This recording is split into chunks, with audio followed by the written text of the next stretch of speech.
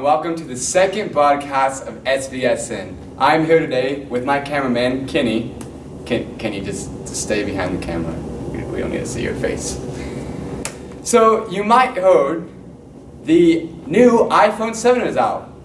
With that, you can probably just forget the line, pass the aux. It's going to be more like pass the Bluetooth. And if your code doesn't have Bluetooth, then I guess you just had to settle with 100.1.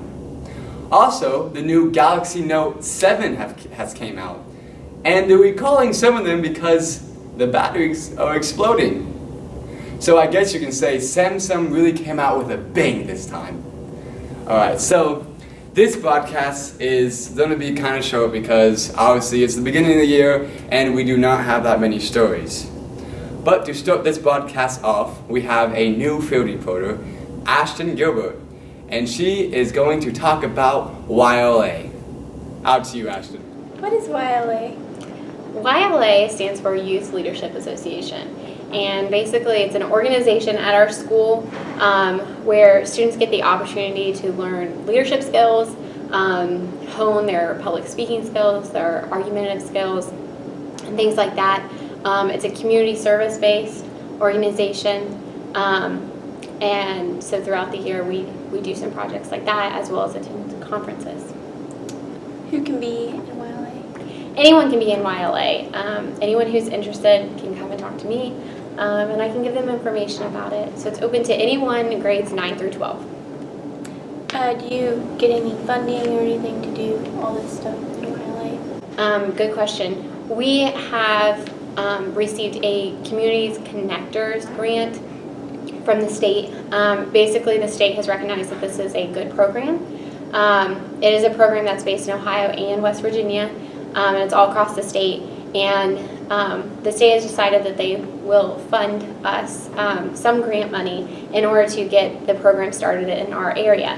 We received this funding late last year, and so we were able to take a few students to Youth in Government last year, but this year we'll have the opportunity to do everything that YLA has to offer, and we get some help with that grant. It only pays for about 6 students to attend each conference, so we would have to make up the difference through fundraising and things like that. What are some of the benefits for the students that are in YLA? There are a lot of benefits for students in YLA.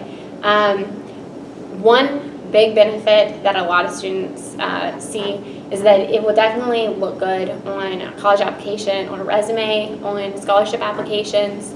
But besides that, it also helps you hone in a lot of those skills that you will need to be successful in college and in the workforce. Leadership skills, speaking skills, critical thinking skills. You also get to make connections with a lot of different people from different schools, which is really nice because sometimes you need to get outside your comfort zone and connect with other people around the state, and that's something that you will be doing once you get to college. So it provides students an opportunity to kind of get a start on all of that. All right, well, YLA sounds fun. Noah Gay dropped the atomic bomb. Yes. Hey, can I go record real quick? Sure, I'll yeah. be 1 second. Okay, yeah, just 1 second. I'll be Go right for back. it. Go.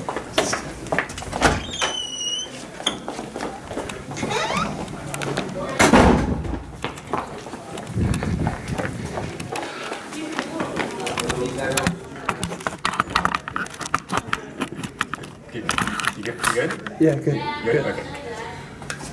Alright, thank you, Ashton, for that lovely story about YLA. And that pretty much concludes all of broadcasts this week. One more announcement. The yearbooks are in this year. If you want your yearbook, go see Miss Shaw. And if you did not order a yearbook last year, she has about 9 left. 9. So you need... Sorry, my crew isn't being very quiet.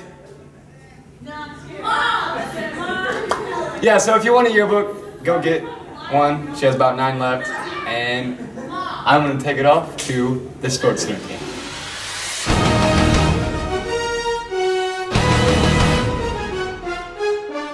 Welcome back. I'm your Jay Burkheimer. And I'm your other anchor, Ethan Crabtree. And Ethan, we have some news coming up. There's all kinds of sports going on out there. Well, why don't you get us started? I believe we have cross country the 17th at Southeastern. Southeastern? Southeastern. Okay, we'll have to make sure we get there. We'll be there.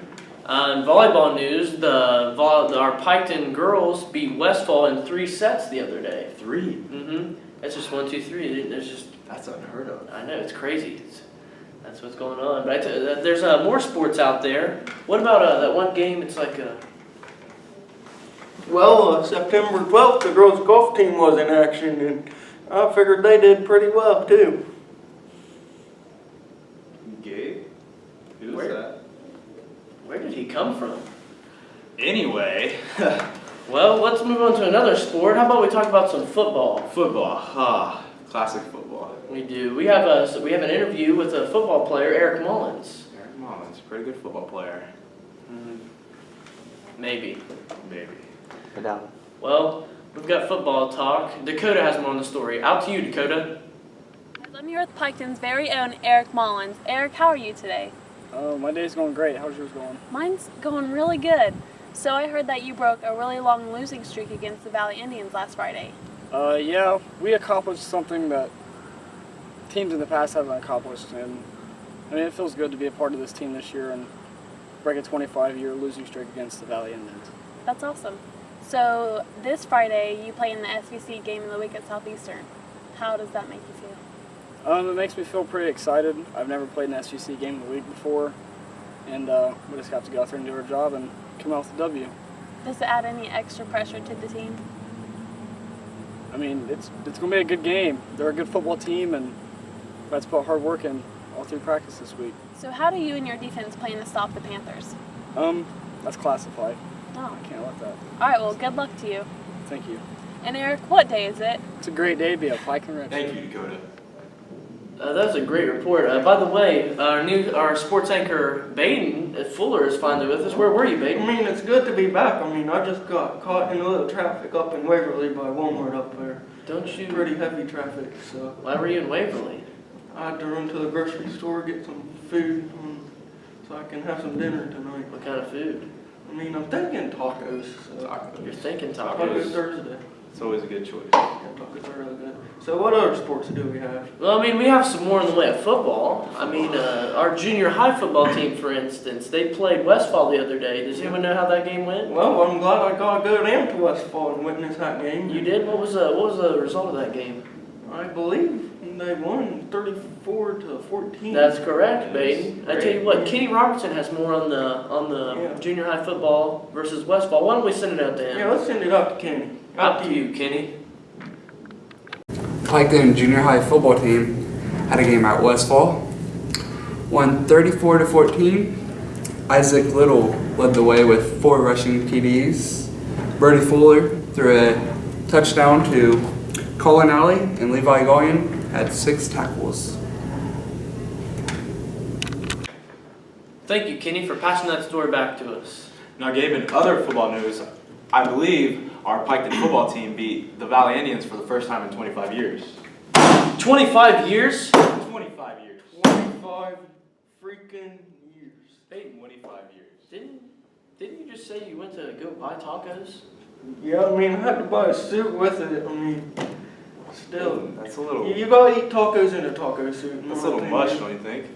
I mean, it looked like a cool suit, so I decided to take my $10 out and buy the suit with Well, it too. fair enough. But anyways, 25 years. 25 years, Gabe. That's a pretty long time. That is unheard of in Yeah. the meaning of football itself. That's crazy. What was the final score of that game? I believe 35-7. That's a big accomplishment for the Red Streaks too. It is. I mean, That really is. Valley's usually a pretty good football team, but this year we got the best of the Indians. You know, this is the first time in 4 years that Piketon has started conference play going in 2-1. Yeah, I mean, that's good. They got Southeastern coming up next, and see if they can get to 3-1 and 1-0 in the league. That's very true. So why don't we send this? Why don't we send the Valley story out to Eric? Out to you, Eric.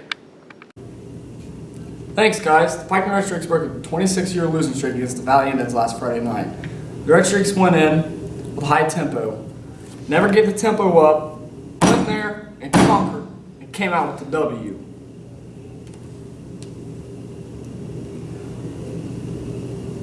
They did stuff that no other Piketon football teams have done before. Crazy to think. We're the seniors on that team. And Travis. That's right. Blessed to be a part of the team. Back to you guys. Thanks for that touchdown of a report, Eric. This is awesome. Well, this is my least favorite part of the show right here. Please don't tell me. It's time. Yeah. That's all the time we have left for this episode. I'm your sports anchor, Baden Fuller. I'm your sports anchor, Gabe Berkheimer. And I'm your other anchor, Ethan Crabtree. And to all you out there in the valley, Keep it classy.